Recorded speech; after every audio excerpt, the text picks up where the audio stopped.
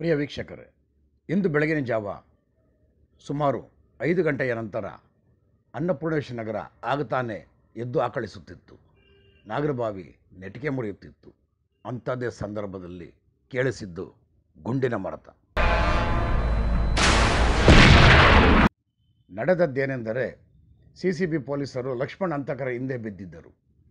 ಇಂದು ಬೆಳಗಿನ ಜಾವ ಸಿಕ್ಕ ಮತ್ತೊಬ್ಬ ಆರೋಪಿ ಹೇಮಂತ್ ಮೇಲೆ ಮೊದಲು ಅವರು ಹೇಳಿದ್ದು ಒಂದೇ, you are under arrest.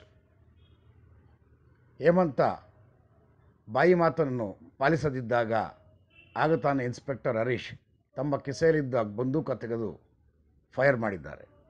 So Lakshman ಕೊಲೆಯ ಮತ್ತೊಬ್ಬ ಆರೋಪಿಗೂ ಸಹ ಗುಂಡೇಟು ಬಿದ್ದಿದೆ. ಹೇಮಂತ್ ಅಲಿಯಾಸ್ ಹೇಮಿ ಈಗ ಗುಂಡೇಟಿನ ಗಾಯಾಳುವಾಗಿ ಆಸ್ಪತ್ರೆ ಸೇರಿದ್ದಾನೆ.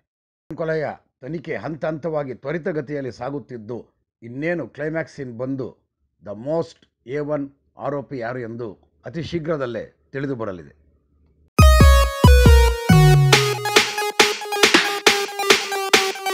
ನಮ್ಮ ಚಾನಲ್ ನಿಮ್ಮ ಅಂತರಂಗವನ್ನು ತಣಿಸುವ, ಆಹ್ಲಾದಿಸುವ ಅದ್ಭುತ ವಿಡಿಯೋಗಳನ್ನು ಈ ಚಾನಲ್ನಲ್ಲಿ ನೀಡುತ್ತೇವೆ.